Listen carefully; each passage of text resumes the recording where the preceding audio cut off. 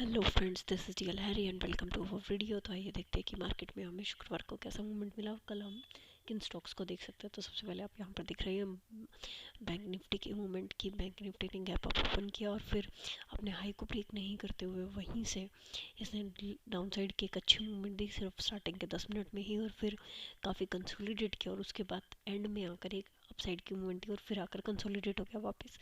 तो up side में अगर हम ये ट्रेंड लाइन ड्रॉ करें 15 मिनट टाइम फ्रेम पर, तो इसको ब्रेक नहीं किया है। और अगर डाउन साइड से हम एक ट्रेंड लाइन ड्रॉ करने की कोशिश करें तो वो ट्रेंड लाइन कुछ इस तरीके से आएगी कि ये डाउन साइड में अभी इस लेवल को ब्रेक नहीं कर पाई है, तो हो सकता है कि ये इसी ट्रायंगल शेप में बनी रहे। तो देखते हैं कि ये कैसा मूवमेंट करेगी कल, उसी के अकॉर्डिंग हम अपना ट्रेड एग्जीक्यूट करेंगे। तो सबसे पहले हमने कल कैसे ट्रेड किया, मतलब कि शुक्रवार को वो देख लेते हैं। सबसे पहले कि यहाँ पर देखिए 15 मिनट टाइम फ्रेम पे आप देख सकते हैं आईसीआईसीआई बैंक ने डाउन साइड की मूवमेंट की, लेकिन पहली कैंडल जब बन रही थी तो 5 मिनट के टाइम फ्रेम पे ये ग्रीन कैंडल बनी। और जो थर्ड कैंडल आप देख रहे हैं यहाँ पर, इस कैंडल ने इस ग्रीन कैंडल का हाई ब्रेक कर दिया था। तो यहाँ पर कहीं अपसाइड की एंट्री बना ली थी कि ये अब अपसाइड की मूवमेंट करेगा, और जस्ट बिकॉज कि ये अपने इस लो प्राइस पर सस्टेन कर रहा है और यहाँ से रिजेक्शन लेकर गैप अप ओपनिंग दी, इसीलिए यहाँ पर अपसाइड की मूवमेंट बना ली थी 331.85 के आसपास। उसके बाद देखिए इसने डाउन साइड की मूवमेंट वापस की, अपसाइड में ज़्यादा अच्छा टारगेट नहीं दिखाया था। फिर वापस जब डाउन साइड की मूवमेंट की तो इस कैंडल का जो ओपनिंग क्लोजिंग था उसको सॉरी क्लोजिंग नहीं, इन दोनों कैंडल्स का जो लो था उसको हमने अपना एसएल रखा था। तो वहाँ तक जब ये इस थर्ड कैंडल में आया तो वहाँ पर हमारा एसएल हिट हो गया। उसके बाद में देखिए जैसे ही जो आज की कैंडल बनी थी, इसने इस कैंडल का लो ब्रेक किया, तो हमने अपना एंट्री बना ली वहीं पर शॉर्ट साइड की। पहले बाई साइड की थी जिसमें हमारा एसएल हुआ सिर्फ 2 पॉइंट्स का। उसके बाद में हमने एंट्री बनाई और जो टारगेट था उसी टाइम फ्रेम 15 मिनट कर लिया था, जस्ट बिकॉज कि वहाँ पर ज़्यादा कंफर्मेशन मिल जाता है। तो जैसे ही ये इसने इस लेवल को ब्रेक किया तो यहाँ से कंफर्मेशन हो गया था कि अब ये डाउन साइड की मूवमेंट देगा और एटलीस्ट इस जो ये लेवल है यहाँ तक ज़रूर आएगा, ये जो लो है, क्योंकि स्विंग लो यही आ रहा था। तो इसमें जो एग्जिट हुआ है वो 723.25 के आसपास हुआ है। तो यहाँ पर आप देख सकते हैं कि लगभग 6 पॉइंट की मूवमेंट हमें मिल गई यहाँ पर काफ़ी अच्छी। और इसी कैंडल में जब ये इस लेवल पर आया है इस कैंडल के लो के आसपास, तब हमने इसको एग्जिट कर दिया और ये काफ़ी अच्छा ट्रेड रहा। इसी टाइम जब आईसीआईसीआई बैंक में शॉर्ट किया था उसी टाइम पे बंधन बैंक में शॉर्ट की एंट्री मिली थी, क्योंकि इसने अभी अपने इस लेवल को, यहाँ पर आप देख सकते हैं कि काफ़ी स्ट्रॉन्ग लेवल था। मैंने इसी कैंडल का लो ब्रेक होने पे एंट्री नहीं ली, बल्कि इस लेवल के ब्रेक होने का वेट किया ताकि ये एक साइकोलॉजिकल लेवल हमें मिले।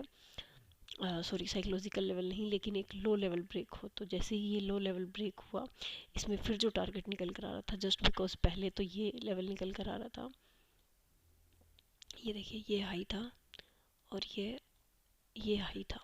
तो यहाँ पर ये जिस तरीके से रेजिस्टेंस का काम किया था, हो सकता था कि ये यहाँ पर सपोर्ट का काम कर रहे, तो इसी को ये टारगेट रखा और यहाँ पर लगभग 1% की मूवमेंट लेकर एग्जिट कर दिया। तो ये भी लगभग एक बहुत छोटी ट्रेड रही और अच्छी ट्रेड रही। इसके साथ ही इसी टाइम पर जेएसडब्ल्यू स्टील में भी एक शॉर्ट का ट्रेड मिला था, वो भी देख लेते हैं। यहाँ पर देखिए जेएसडब्ल्यू स्टील ने भी अपनी पहली कैंडल के लो को तोड़ दिया था, फिर हमने वेट किया कि इस कैंडल के लो को भी एटलीस्ट ये ब्रेक कर दे तो हमें डाउन साइड काफ़ी अच्छी मूवमेंट मिल सकती है, वरना ये रिजेक्ट हो सकती है यहीं से।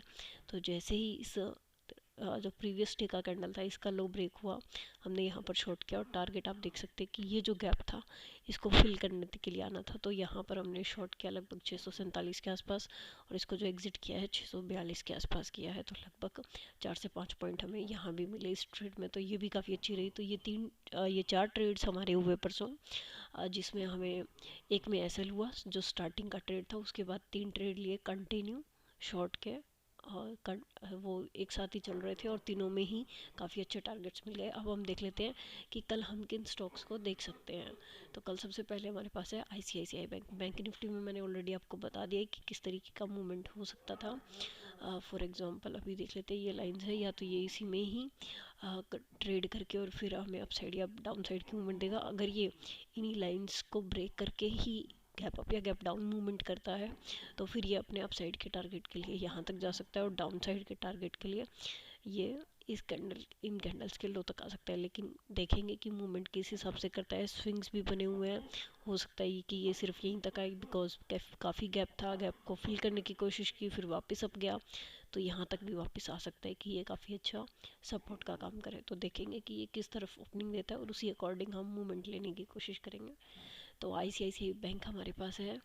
यहाँ पर आप देखिए कि जो हमारे पास पहले लाइन आ रही थी, जिसने पहले सपोर्ट का काम किया, फिर 2 जगह पे रेजिस्टेंस का काम किया, फिर 2 जगह पे सपोर्ट का काम किया, अब वापस वहीं पर आकर 2 कैंडल्स ने रिजेक्शन रेजिस्टेंस लिया है। तो अगर ये इसको क्रॉस कर देता है तो हमें अप साइड में 332 का छोटा टारगेट मिलने के चांस है। तो हम वेट करेंगे कि ये अच्छी मूवमेंट हमें दे, यानी कि RSI अगर 60 को क्रॉस कर देता है, यहाँ पर आप देख सकते हैं कि 2 बार रिजेक्शन लिए, तो अगर वो क्रॉस कर देगा तो फिर हमें अप साइड की अच्छी मूवमेंट देखने को मिल सकती है।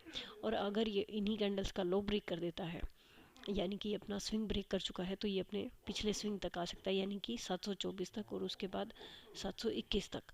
तो ये हमारे पास लेवल्स रहेंगे डाउन साइड के। अगर ये गैप अप यानी कि 733 के आसपास ओपन होता है, या गैप डाउन 723 के आसपास ओपन होता है, तो फिर ये हो सकता है कि अपने गैप को फिल करे, या उस गैप को बरकरार रखते हुए ये वापस अप साइड और डाउन साइड के हमें 1% का टारगेट दे दे। तो पहला टारगेट हमारा 1% का ही रहेगा, उसके बाद हम स्विंग्स को अपना टारगेट रखेंगे।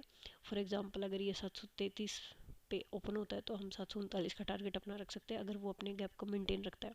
अगर वो फिल करने के लिए आता है तो फिर वो वापस इसी लाइन्स तक आ जाएगा। उसके अलावा जो हमारे पास दूसरा स्टॉक है JSW स्टील, इसको भी देख लेते हैं। यहाँ पर देखें JSW स्टील की जो मूवमेंट हुई है वो डाउन साइड की हुई है, और फिर इसने अप साइड की मूवमेंट दी यहाँ से। तो अगर हम इस ट्रेंड लाइन को ड्रॉ करें तो आप देखेंगे कि यहाँ पर ये ट्रेंड लाइन ब्रेक हो चुकी है। टाइम फ्रेम हमारा 15 मिनट ही है, ये ट्रेंड लाइन ब्रेक हो चुकी है और अब प्राइस यहाँ पर सस्टेन कर रहा है। तो अगर हम एक हॉरिजॉन्टल लाइन ड्रॉ करें तो वो लाइन यहाँ से इस प्राइस के आसपास से आएगी, इस तरीके से। ये देखिए थोड़ा ऊपर नीचे कैंडल्स करती है, अगर ये क्योंकि ये 60 से रिजेक्ट होके आ चुका है, अगर ये इस लाइन को डाउन साइड में ब्रेक कर देता है तो इस लेवल के ब्रेक होते ही, यानी कि आप इस जोन को देख सकते हैं, यहाँ पर इन कैंडल्स का लो बना हुआ है, तो जैसे ही ये ब्रेक होगा हमें डाउन साइड के टारगेट देखने को मिल सकते हैं 639 का। और अगर ये इसी लाइन पर सस्टेन करता है तो फिर हमें 660 तक का टारगेट देखने को मिल सकता है, लेकिन हम वेट करेंगे कि इसमें अच्छा मोमेंटम आए। अगर मोमेंटम नहीं आएगा तो हमें टारगेट कम मिलने की उम्मीद रहेगी, या हम कंसोलिडेशन में फंस जाएंगे, जो कि अच्छा नहीं होता। मीन्स एक अच्छा ट्रेड हम उसे कहते हैं कि जिसमें एंटर करते ही आपको एक अच्छा टारगेट मिल जाए, ज़्यादा वेट नहीं करना पड़े। अदरवाइज़ अगर कंसोलिडेशन जोन में, या फिर जस्ट जैसे मान लीजिए कि अगर आप यहाँ पर ट्रेड ले लेते हैं इस कैंडल पर कि ये रिजेक्शन ले रही है तो ये डाउन साइड का करेगी, तो यहाँ पर आपको इस कंसोलिडेशन का वेट करना पड़ेगा कि अब ये कंसोलिडेशन ब्रेक हो और फिर आपको टारगेट दे। अदरवाइज़ ये अप साइड जाती जाएगी और आपको लगेगा कि आपका ऐसे हिट होने वाला है। तो ऐसी ट्रेड्स हमें काफ़ी फियरफुल रखती है। अगर हमारी अच्छी ट्रेड मान लीजिए कि आपने वेट किया और आपने इस कैंडल पर शॉर्ट किया है, तो फिर ये आपको तुरंत टारगेट दे देती है। तो एक अच्छा मोमेंटम को भी पकड़ना ज़रूरी है, हमें पता होना चाहिए कि एक अच्छा मोमेंट हमें मिले, राइट टाइम पे एंट्री हो, तो वही एक अच्छी और कम टाइम की ट्रेड होती है। तो ये कुछ बेसिक पॉइंट्स होते हैं जो हम अपनी ट्रेडिंग में ध्यान रखते हैं। तो ऐसे ही कुछ पॉइंट्स को हम डिस्कस करते हैं अपनी अदर बुक्स की सीरीज़ में, जहाँ पर हमारे माइंडसेट का टोटली सेशन रहता है। तो ये सब कुछ ट्रेडिंग से रिलेटेड ही है। तो ऐसे ही हम कुछ अपने इन वीडियोस में भी शेयर करते रहेंगे। तो thank you so much friends, मिलते हैं नेक्स्ट वीडियो में। Till then thank you and good night.